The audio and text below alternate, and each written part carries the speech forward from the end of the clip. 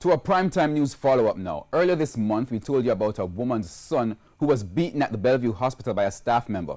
It's been more than 3 weeks and the hospital is yet to give the family a satisfactory response. You thanks to me alive, said we.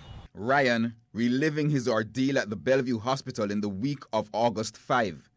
He was beaten by a member of staff after being accused of theft. His recount, painful. They were going to say me a thief. And I am not a thief. They kick me down the belly and till me lost without our blood. You understand? Hold my belly again, hold it. Hold my belly again. When you see me spit like me, I go spit out things. But then the time them stop kick me. The girl take the shots, so that I want the woman nursing. Take the shots and start beating me too lie. She said me too lie.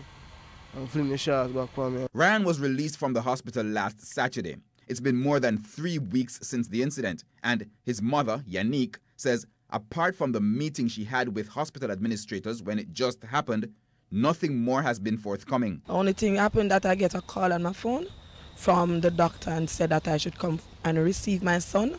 He has been discharged. This was on Thursday of last week, but even then, her requests for more answers futile. When I go and I receive him, I was curious about the incident and I asked them, what is the matter, why I don't get a call as yet, and I don't hear anything as yet. And they are telling me that they are still investigating the matter.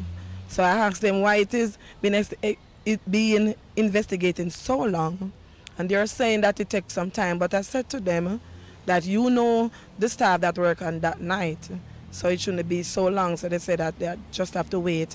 I asked to speak with the CEO and they say that he's not in office.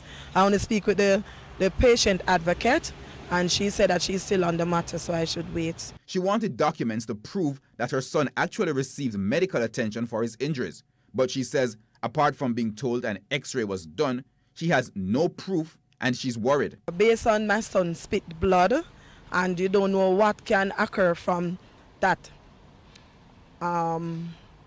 In the future, we don't know, and the x-ray does not give me enough conclusive evidence to say that he is well. So I am curious about that because I can have him and him just collapse or anything. Our news team requested a response from the hospital's CEO, Marlon Graham, when the incident occurred, but to no avail. We spoke with Mr. Graham again on Wednesday, requesting an interview.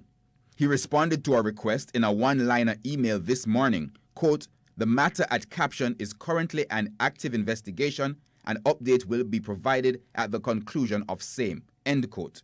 But Ms. Jackson isn't satisfied. I think something should have been done already and perpetrator should be brought to justice, or we should take it to court and know what is going on, or my son should have been getting some medical treatment. Ms. Jackson says she has retained a lawyer and she will be seeking redress through the courts. Herman Green, TVJ News.